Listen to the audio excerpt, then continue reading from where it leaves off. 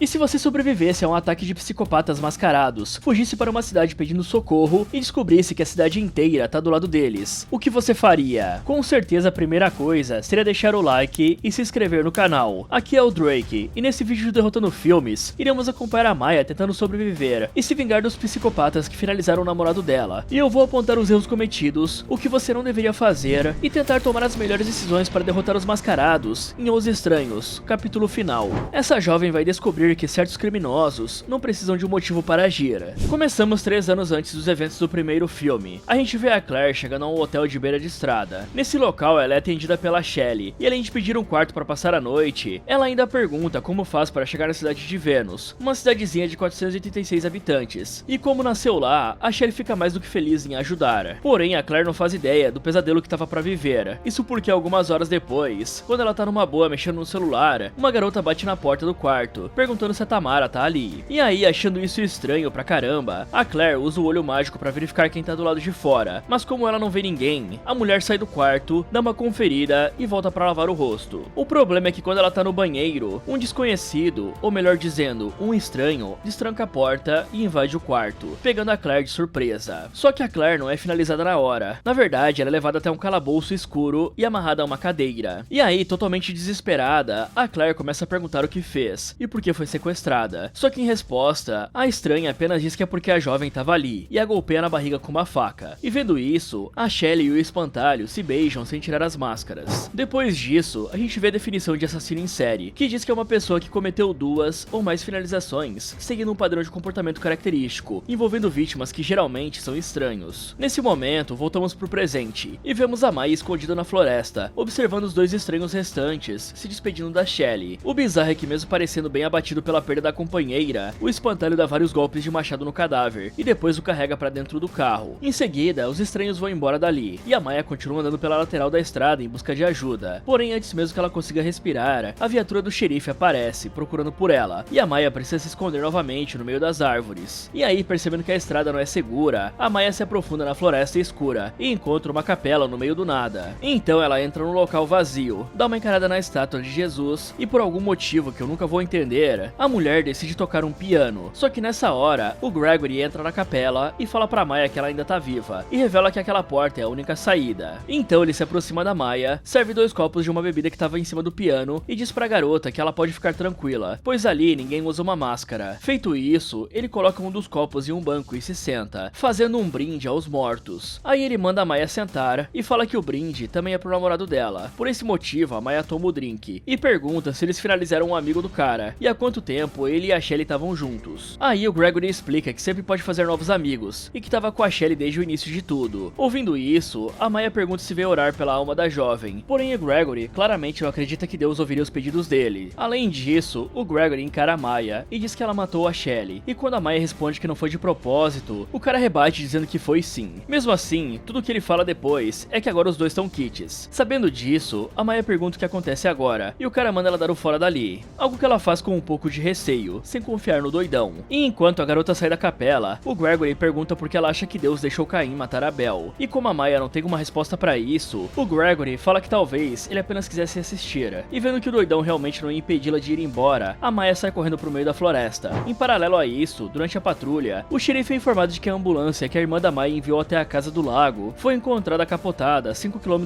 da estrada principal, e o motorista não responde. Por isso, a Debbie decidiu viajar até lá e vai chegar em Vênus ao amanhecer. Então o xerife manda o assistente ir até a casa do lago para verificar se a equipe médica tá lá. Ok, galera, pela 3ª vez nessa trilogia, a gente tá vendo a mesma cena da porta, tirando que já aconteceu em outros filmes também, né? Alguém bate, pergunta se a Tamara tá ali, a vítima abre e acontece a mesma coisa de sempre. E o erro da Claire é idêntico ao da Maya e do Ryan lá no primeiro capítulo, que é sair do quarto para verificar uma batida suspeita em vez de simplesmente olhar pelo olho mágico e pronto. E pra quem não sabe, um deadbolt, que é aquela tranca pesada de metal, funciona como um cilindro sólido, que só gira por dentro com um polegar ou por fora com uma chave específica. Ou seja, não tem mola, não dá pra forçar empurrando e é um bloco de metal entrando na moldura. Só que nesse caso tem um detalhe que muda tudo. A Shelly trabalhava na recepção do hotel e foi ela quem atendeu a Claire. Ela sabia o número do quarto e com certeza tinha acesso à chave mestra, então não importa se a Claire trancou o deadbolt ou não. A Shelly podia entregar a chave pro estranho e ele abria a porta por fora sem fazer nenhum barulho. E o erro real da Claire foi sair do quarto para conferir, porque mesmo que a tranca não fosse salvar ela no final, Sair confirmou pros assassinos que ela tava ali e sozinha. E já que no começo eles colocaram a definição de assassino em série na tela, pra quem não sabe, serial killer e psicopata não são a mesma coisa, e nem todo serial killer é um psicopata, porque o serial killer é uma classificação do FBI pra quem comete 2 ou mais assassinatos, em eventos separados com um período de intervalo entre eles. Já a psicopatia é um transtorno de personalidade avaliado por um teste, chamado PCL-R, que foi criado pelo psicólogo Robert Hare. As características são falta de empatia, manipulação, charme superficial e ausência de remorso. E o mais importante, nem todo psicopata mata. Fora que tem psicopata que é CEO, advogado, cirurgião, que são pessoas que usaram essas características para subir na carreira sem violência nenhuma. Então são coisas completamente diferentes, né? E quando a gente volta pro presente, a Maya troca a floresta pela estrada, completamente exposta, e a viatura do xerife apareceu em menos de 1 minuto. Sem contar que a estrada é o território dos caras. O xerife patrulha de carro e os estranhos têm uma picape. E qualquer farol identifica uma pessoa andando na beira da pista. Já a floresta é o único lugar onde ela tem alguma vantagem. A escuridão dificulta qualquer busca visual. As árvores e a vegetação servem de cobertura para se esconder. E o terreno irregular impede qualquer veículo de seguir ela por ali. E aí, quando ela finalmente entra na floresta, a Maya encontra uma capela e decide tocar um piano. Sério, galera, a mulher tá sendo caçada por assassinos num lugar desconhecido à noite e acha que é hora de fazer um recital. Ou seja, é até idiota falar isso, né? Mas tocar piano quando você tá fugindo é basicamente gritar pro mundo inteiro que você tá ali, né? Fora que a capela só tem uma saída, algo que o próprio Gregory confirmou quando apareceu logo depois. Então ela entrou numa ratoeira e avisou todo mundo que tava ali dentro. E por falar no Gregory, a gente precisa entender o que tá passando na cabeça desse cara, porque a Shelly era parceira dele desde o início, e a Maya finalizou ela. Então quando ele aparece com aquele papo de que estão kits, aquilo é puro cálculo. O cara acabou de perder a pessoa que ele mesmo chamava de única luz na escuridão dele, e agora tá de frente à única mulher que sobreviveu a ele em todos esses anos. E depois de toda aquela conversa, o Gregory simplesmente libera a Maya, e nenhum assassino do tipo dele, que mata por emoção e segue um ritual há anos, simplesmente solta a presa porque tá se sentindo generoso. Ou seja, o que ele tá fazendo é avaliar a Maya como substituta da Shelly, fora que deixar ela escapar de propósito faz parte do jogo, porque dá pra vítima a ilusão de liberdade antes de recapturar ela. E aliás, aceitar um drink oferecido por um cara que acabou de confirmar que é um dos assassinos é um nível de burrice que ultrapassa qualquer coisa que a gente já viu nessa franquia, fora que a bebida podia ter qualquer coisa dentro, desde um calmante até algo bem pior. Assim que o xerife encerra a comunicação, a Maya aparece bem na frente da viatura e dá de cara com um cara, que fala que tava procurando por ela a noite toda. Então a Maya entra na viatura e fala que sabe onde estão os assassinos, porém ela deixa claro que só vai contar se o xerife levá-la até a irmã dela. Aí o xerife explica que a irmã da garota ainda vai chegar de Portland, e por esse motivo, ele pede pra usar o celular dele. Mas como o senhor diz que nunca tem sinal nessa área, a Maya sente que o ambiente fica um pouco estranho, e fala que tá sentindo muita dor no pulso, e que por isso, gostaria de cuidar dos ferimentos, e se ele não tem um kit pra fazer isso. Mas na hora que o xerife sai do carro pra pegar o kit que tava no porta-malas, a Maya assume o volante da viatura e vai embora sem olhar pra trás, algo que não afeta muito o xerife, tanto que ele só pega o celular e liga pra alguém. Só que apenas alguns segundos após a Maya pegar a estrada, o assistente do xerife manda uma transmissão falando sobre a situação da casa do lago, dos corpos sem vida e do fato da Maya ter desaparecido. Ao ouvir isso, a jovem começa a procurar algo no carro e acaba tirando os olhos da estrada. Por causa disso, ela quase bate em outro veículo, e aí na tentativa de desviar, ela acaba saindo da estrada e batendo numa árvore. Então, antes mesmo que ela conseguisse se recompor, o espantalho abre a porta da viatura e arrasta a Maya pra caçamba da caminhonete. Ali, a garota é amarrada, e enquanto é levada embora, ela vê o cadáver da Shelly e a tatuagem de carinha no pescoço da jovem, a mesma tatuagem do Gregory. Paralelo a isso, o xerife tá esperando alguém aparecer para buscá-lo, quando de repente começa a se lembrar do julgamento da morte da Tamara há muitos anos. Naquele julgamento, o filho do Gregory foi declarado culpado da morte da garota, mas por ser uma criança, ter cometido o primeiro crime e ainda ser filho de um policial exemplar, ele foi liberado e autorizado a ficar sob a custódia do pai, com o aviso de que seria preso até os 18 anos se cometesse outro crime. Mas o garoto claramente não se importou com esse aviso, pois apenas 2 semanas depois, ele emboscou um campista na beira do rio e o finalizou com vários golpes de machado. Tudo isso enquanto a Shelly assistia de longe. Assim que o garoto termina de acabar com a vítima, a Shelly se aproxima, fala que esse foi o primeiro do Gregory e depois começam a cobrir o corpo com folhas. Ao anoitecer, o Gregory e a Shelly chamam o xerife para dar uma olhada no homem que o garoto mandou de base. E apesar de ficar bem puto com tudo isso, o Rodder apenas fala que mesmo sendo orado para que isso não voltasse a acontecer, ele sentiu que o menino faria novamente. Então ele fala que vai dar um jeito nas coisas e manda os jovens não finalizarem mais pessoas nativas da cidade. Alguns minutos depois, os dois estranhos chegam em uma serraria abandonada e levam a Maya e o cadáver da Shelly para dentro da construção.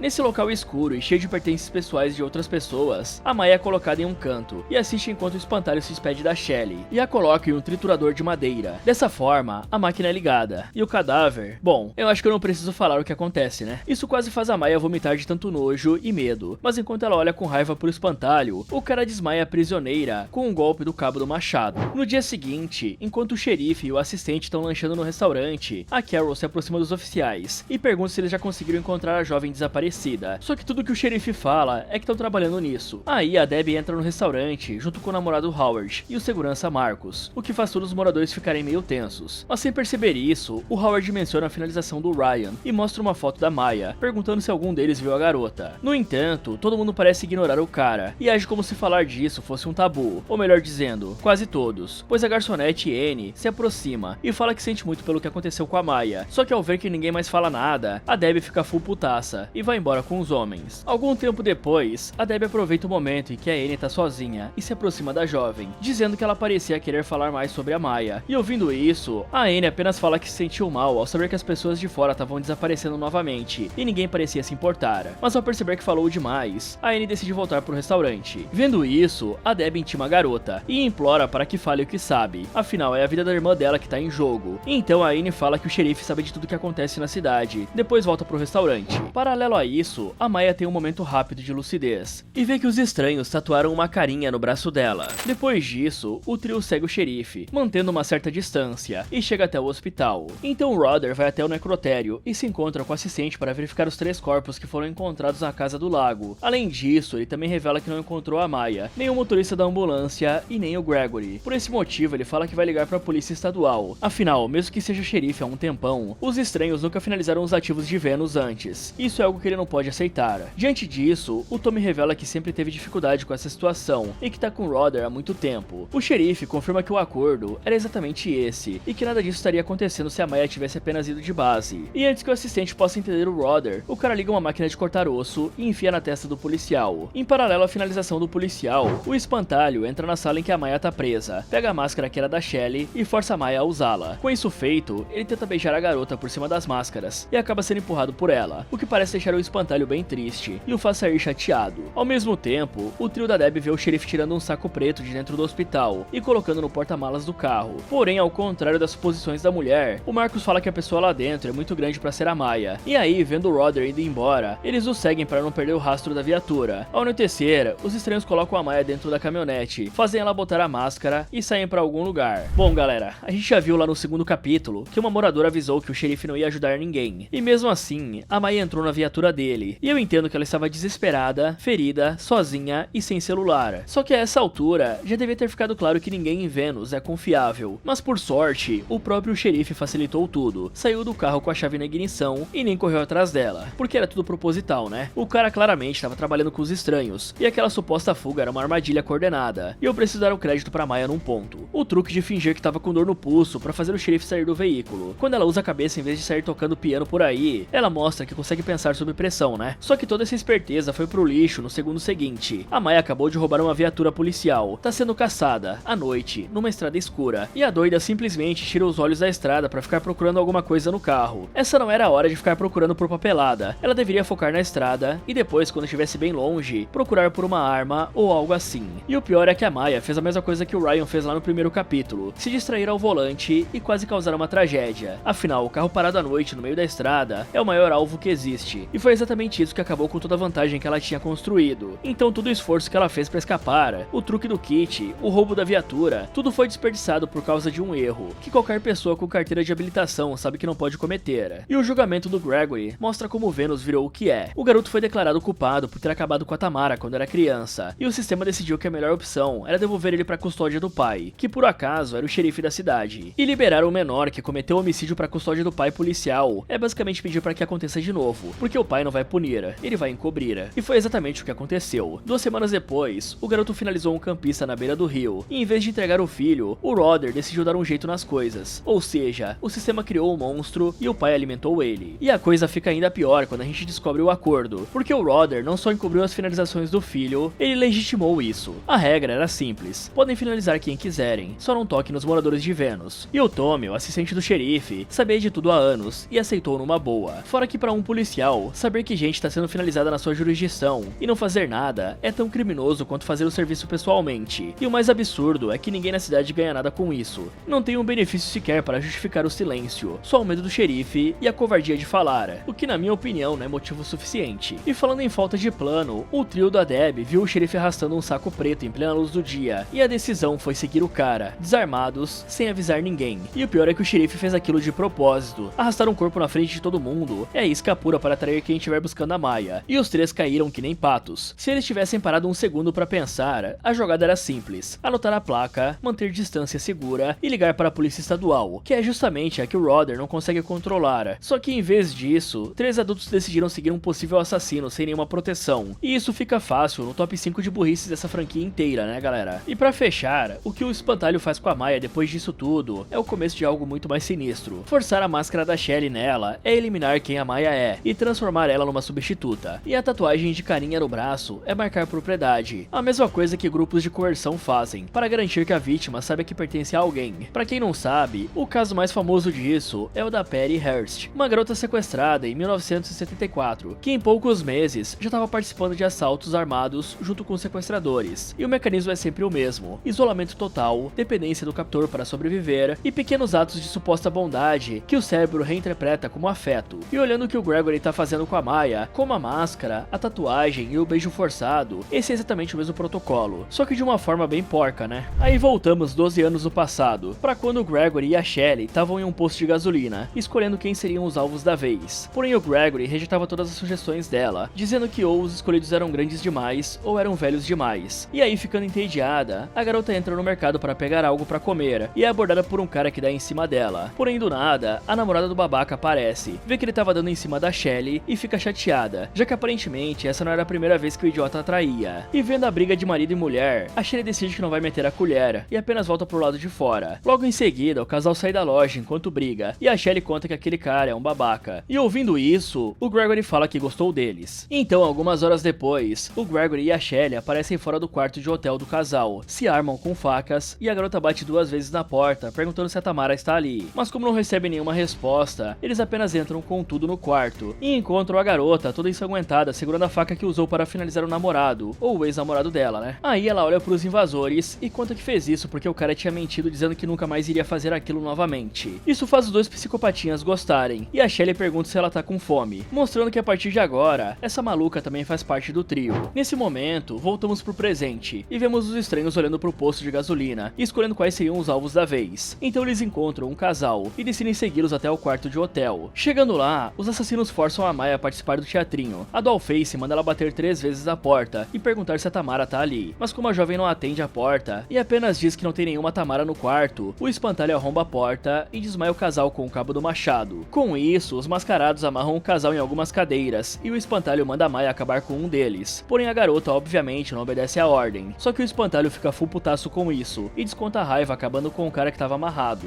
E ele faz isso de uma maneira bem brutal, deixando a namorada do cara completamente em choque e apavorada. De repente, a Maya percebe que a outra estranha tá segurando uma machete e a ataca de surpresa, roubando a arma e golpeando a assassina várias vezes. Nessa hora, o espantalho finalmente percebe o que tá acontecendo e se aproxima para observar o corpo da antiga parceira. Só que ele não fica nem um pouco bravo, fala que foi gostoso e faz a Maya ficar de pé, colocando a machete na mão da garota e guiando o braço dela para golpear a barriga da vítima que estava amarrada. E apesar de não resistir a isso, a Maya claramente fica bem abalada com o que acabou de fazer. E aí, com tudo isso feito, os dois vão embora do hotel. Algum tempo depois, o xerife percebe que tá sendo seguido e liga pra alguém avisando que a irmã da Maya tá por perto e que vai levar os perseguidores até a serraria. Só que logo após fazer uma curva bem fechada, o xerife desliga todas as luzes do carro e se esconde na escuridão fora da estrada. Dessa forma, o trio passa pela viatura sem perceber e começam a pensar que talvez tenham perdido o cara de vista. Por isso, a Deb fala pro Marcos dar uma acelerada. Logo que chegam ao fim da estrada, eles encontram um trailer escuro e o Marcos fala que o Rodder não tá ali. Afinal, a SUV não tá em lugar nenhum. Por isso, o segurança entrega uma arma pro Howard e fala que vai entrar no trailer para verificar se é seguro. Depois é pros dois ficarem dentro do veículo, enquanto ele sai para procurar pelo xerife. Com isso dito, o trio sai do carro e o Marcos entra sozinho no trailer para fazer uma geral. Desse jeito, ele confirma que não tem ninguém, entrega uma lanterna pro Howard e diz pro casal ficar ali dentro e não abrir a porta para ninguém que não seja ele e atirar em todos os outros. Aí o Marcos sai para verificar as redondezas e encontra a serraria abandonada. Além disso, ele acha o saco preto cheio de sangue e descobre que a máquina de triturar madeira estava cheia com restos mortais de um policial. Mas antes que o Marcos consiga entender o que tá acontecendo, o xerife aparece por trás do cara com uma arma e manda o segurança baixar a pistola. Porém, assim que que o cara obedece, o Rodder finaliza ele e vai embora sem olhar pra trás. Bom galera, o flashback do Gregory e da Shelly no posto de gasolina mostra uma coisa que muita gente não percebe sobre serial killers organizados, porque eles não escolhem uma vítima aleatória, eles selecionam, e o Gregory rejeitou todo mundo que era grande demais ou velho demais, e só aceitou quando apareceu um casal vulnerável, que já estava fragilizado por uma briga. Pra quem não sabe, o FBI classifica serial killers em 4 categorias: visionário, missionário, hedonista e poder, e o trio se encaixa direto no hedonista, que é o tipo que finaliza pela emoção pura, e o recrutamento da Dollface segue a mesma lógica. A garota já tinha acabado com o namorado por conta própria, então ela já tinha capacidade para violência que o Gregory precisava. Ou seja, se você é jovem, tá sozinho e parece vulnerável, você é exatamente o perfil que esses caras procuram. Mas com certeza quem assiste o canal nunca cairia numa armadilha dessas, né? Então é só se inscrever no canal aí e deixar o like. E pra quem não sabe, Vênus com 486 habitantes e o xerife que encobre tudo não é tão fictícia quanto parece, porque em Jennings, em Louisiana, uma cidadezinha de 10 mil habitantes, 8 mulheres foram finalizadas entre 2005 e 2009, e a polícia local não só não resolveu nada, como tinha oficiais envolvidos em tráfico sexual com as vítimas, fora que testemunhas foram intimadas, provas desapareceram e o xerife se recusou a comentar sobre resultados de DNA, e até hoje, mais de 20 anos depois, ninguém foi condenado. A comunidade inteira ficou em silêncio, exatamente como Vênus. Então, quando a Annie tá com medo de falar e a Carol finge que não sabe de nada, saiba que isso acontece na vida real também, e a consequência é sempre a mesma: mais gente finalizada enquanto todo mundo fica quieto. E voltando pro presente, os estranhos levam a Maya pro mesmo hotel e repetem o mesmo ritual: bater na porta, perguntar pela Tamara e invadir. E tem um detalhe galera, esse parece ser o mesmo quarto 24 que a Claire tava e nós vimos lá no começo, ou seja, eles voltam pro mesmo local, usam o mesmo roteiro e seguem o mesmo padrão há anos. Isso deveria ser a maior fraqueza deles, porque ritual previsível é um ritual que pode ser explorado, e o mais louco é que ninguém desconfia, porque alguém perguntando por uma pessoa que não existe parece engano inocente. Só que se qualquer uma dessas vítimas tivesse olhado pelo olho mágico ou pela janela antes de abrir, ia ver 3 mascarados parados na porta e ter tempo de trancar tudo e ligar para a emergência, ou quem sabe fugir por um banheiro, né? Só que ninguém faz isso, e é por isso que funciona toda vez. E aqui é onde a conversão da Maya avança mais um passo. A gente já falou sobre o setup, a máscara forçada, a tatuagem e o beijo, e agora os estranhos forçam ela a participar do ritual. O espantalho faz ela bater na porta, enquanto a Dollface pergunta pela Tamara. Ou seja, a garota que fugia dos estranhos agora tá sendo usada como parte do teatrinho. E isso é o que a Patty Hearst viveu: isolamento total, identidade eliminada e participação forçada no crime. Só que a diferença é que a Maya não cedeu. Isso fica claro logo em seguida. Atacar a Dollface com a própria machete foi a primeira decisão tática real da Maya. A Dollface era o membro mais fraco do trio, ela foi recrutada e tinha menos experiência, e a Maya aproveitou o segundo que ela estava distraída para pegar a arma e agir. Só que o Gregory reagiu de um jeito que mostra o quão amador ele é como manipulador, porque falar que foi gostoso e forçar o braço da Maya para golpear a vítima é uma tentativa tão descarada de normalizar a violência que não convence ninguém, e a prova disso é que a Maya ficou abalada e não empolgada. Então a Maya mostrou que ainda tem instinto de sobrevivência, e o Gregory mostrou que como psicólogo ele é um péssimo espantalho, né galera? E pra fechar, o Marcus fez exatamente o oposto do que um segurança deveria fazer, porque o cara pegou 2 civis que dependiam dele, trancou eles num trailer no meio do nada, entregou uma arma pro Howard que claramente não sabia usar e saiu sozinho para explorar uma zona hostil à noite. E o certo era manter o grupo junto e usar a Debbie e o Howard como apoio, nem que fosse só pra ter mais olhos vigiando. E na hora de enfrentar o xerife, o cara simplesmente abaixou a pistola quando mandaram, fora que um segurança profissional não entrega posição de força para um suspeito armado. Se ele tivesse atirado primeiro em vez de obedecer, o resultado seria outro, porque ele já sabia que o policial era corrupto, só que ele abaixou a arma e foi de base por burrice. Alguns minutos depois do Marcus ir de base, a Debbie fala que tá cagada de medo e pergunta que merda tá acontecendo ali. Então o Howard acalma a noiva, fala que eles vão embora assim que encontrarem a Maya e explica que não faz ideia do que tá acontecendo nessa cidadezinha maluca. Já o espantalho e a Maya chegam no terreno do trailer e o cara amarra as mãos da jovem para impedir que ela saia da caminhonete. Tudo isso sob a supervisão do xerife, que tá observando de longe para garantir que nada dê errado. Após fazer isso, o espantalho pega um machado, vai até o trailer e começa a golpear o veículo e arranhar a lataria para assustar o casal que tá lá dentro, o que realmente dá certo. E eles ficam completamente apavorados e sem saber o que fazer, tanto que o Howard até grita que tem uma arma para ver se o desconhecido vai embora. Só que para piorar ainda mais, o espantalho começa a quebrar as janelas do trailer, o que deixa o Howard desesperado, fazendo com que ele gaste todas as munições, tentando acertar o criminoso. Assim que termina de brincar com a cabeça do casal, o espantalho volta para a caminhonete e acelera com tudo contra o trailer, fazendo ele tombar na mesma hora e jogar as vítimas para longe. Então o espantalho pega o machado e vai com sangue nos olhos para cima do casal, e como Howard ficou muito machucado por conta da batida e não consegue se levantar, ele tenta meter a bala no espantalho, porém descobre da pior forma possível que tá sem munição, e acaba batendo as botas logo em seguida. Com o Howard fora do caminho, o espantalho leva a Debbie pra fora do trailer e faz a Maya assistir enquanto ele enfia uma faca no bucho da mulher. Antes de ir de base, a Debbie ainda vê a irmã e chama pela Maya, e isso deixa a garota paralisada. Depois de mandar a Debbie de base, o cara pega o corpo da outra estranha que tava na caçamba e corta as cordas que prendiam a Maya. Com isso feito, ele larga a faca ali mesmo e leva o cadáver até a viatura do chefe para que os dois saiam dali. E aí, ficando completamente livre, a Maya coloca o corpo da irmã dentro da caminhonete e pega a estrada para ir embora dessa cidade maluca. Porém, no meio do caminho, ela percebe que apenas levar a irmã embora não serviria de nada e decide fazer uma mudança de planos. Por isso, ela pega a espingarda que por algum motivo tinha sido deixada dentro do veículo e vai até o esconderijo secreto que ela tinha ficado presa mais cedo. Chegando no local, ela entra em silêncio na passagem subterrânea e avança com bastante cautela, até finalmente encontrar o xerife fazendo uma boquinha e escutando uma pregação no rádio. Então ela não pensa duas vezes e atira repetidamente no Rodder para garantir que o coitado foi de base. A Maya segue em frente, passa pela cadeira onde foi amarrada e chega ao quarto do espantalho. Lá dentro, ela vê várias fotos da Shelley e do Gregory quando eram mais jovens, além de muitas velas, que deixam claro que esse local é basicamente um memorial para jovem. Nesse momento, o espantalho chega ali carregando um machado, se senta e fala pra Maya que agora só há dor nela, mas em resposta, a jovem diz que não existe nada nela. Isso faz o espantalho dizer que a libertou. Ouvindo isso, a Maya fala pro cara tirar a máscara, porque quer dar uma boa olhada nele. Então o Gregory retira a máscara e fala que depois de tantos anos, ela foi a única que sobreviveu. Aí, vendo a Maya olhando as fotos da Shelley, o Gregory fala que a garota era a pura e era a única luz dele. Em resposta, a Maya revela que veio até aqui para acabar com a vida dele, afinal ele tirou tudo o que ela tinha. Mas assim que o cara diz pra ela fazer isso, a jovem olha pro doidão e fala que agora tudo que sobrou foi ele. E aí, sentindo que a Maya deseja ficar com ele agora que não tem mais nada, o Gregory vai até ela, joga a arma fora que estava descarregada e os dois começam a se acariciar como se fossem um casal. Mas enquanto eles se abraçam, a Maya pega aquela faca que ele deixou no carro e enfia no psicopata. Na hora que o Gregory cai no chão sem conseguir se mover, a Maya pega um machado para finalizá-lo e ele parece ficar feliz com isso, dizendo que agora os dois são iguais. E a Maya olha pro cara e responde que talvez, e termina o trabalho. Feito isso, a sobrevivente sai do esconderijo carregando a máscara do espantalho e entra na floresta. Ok, galera, a gente já viu que o Marcus trancou a Debbie e o Howard num trailer, achando que era um lugar seguro. Só que pra quem não sabe, diferente das casas de alvenaria que a gente conhece aqui no Brasil, os trailers americanos são construídos com ripas de madeira fina, que não passam de uns 8 centímetros de espessura, e o revestimento é de vinil e gesso, que não segura nenhum soco. Fora que as janelas são maiores e mais frágeis do que as de qualquer casa de alvenaria, e um trailer não tem uma fundação fixa no chão, ou seja, qualquer veículo pesado consegue tombar ele inteiro. Então eu chamo isso de armadilha perfeita, porque o Marcus deveria odiar muito esses dois, ou tava recebendo pouco para deixar o casal numa caixa de lata sem proteção balística e com uma única porta de saída. E a Debbie ainda pede um Xanax para se acalmar. Ótima ideia, ficar calminha para ir de base mais tranquila, né? E o Howard faz tudo errado em sequência. Primeiro, o imbecil grita que tem uma arma. Isso é basicamente entregar a informação mais valiosa que você tem, de graça pro atacante. Porque agora o espantalho sabe que só precisa provocar até o cara gastar todas as munições. E foi exatamente o que aconteceu. E pra quem não sabe, economia de munição é uma das regras mais básicas de qualquer situação de defesa. Se você tem poucas balas, cada tiro precisa contar. E atirar no escuro contra um alvo que você nem enxerga é desperdiçar a única chance que você tem de sobreviver. E era só ficar em silêncio e esperar o atacante tentar entrar pela janela ou pela porta, e atirar quando tivesse um alvo de verdade, a menos de 2 metros. Só que o Howard fez o contrário. Ele avisou que estava armado, gastou tudo no escuro, e na hora que finalmente precisou da arma, ela estava vazia, né? E forçar a Maya a assistir a irmã sendo finalizada da frente dela era a última etapa do protocolo de conversão, porque obrigar alguém a presenciar violência contra as pessoas mais próximas é uma técnica para destruir a última barreira emocional que ainda conecta a vítima com quem ela era antes. E a Patty Hearst passou por um processo parecido, antes de cruzar a linha e começar a participar dos assaltos com os sequestradores. Só que o efeito foi o oposto do que o Gregory esperava, porque em vez de quebrar a Maya, aquilo virou o combustível para ela voltar e finalizar todo mundo. E quando a Maya finalmente fica livre, a primeira coisa que ela faz é carregar o corpo da irmã para dentro da caminhonete e sair dirigindo como se ninguém fosse atrás dela. Só que o espantalho e o xerife tinham acabado de sair dali e podiam voltar a qualquer momento. E ela gastou tempo e energia nisso, em vez de pisar no acelerador e sumir o mais rápido possível. Fora que a Debbie podia ser buscada depois com reforço. A prioridade era sair da zona de perigo. Só que aí, a Maya muda de plano, pega a espingarda que o espantalho tinha deixado na caminhonete e volta pro esconderijo dos caras. E eu falei de deixar a Debbie pra trás, porque a própria irmã cagou pra essa mulher, né? Já que ela decidiu descer no esconderijo em vez de levar ela pra ser socorrida. E a Maya entra no esconderijo em silêncio e o Rodder tava completamente tranquilão, comendo e escutando pregação no rádio, com zero vigilância. E pra quem não sabe, uma espingarda Pump Action calibre 12 é uma das armas mais devastadoras que existem para curta distância, porque cada cartucho do Buckshot dispara 9 projéteis de aproximadamente 8 mm,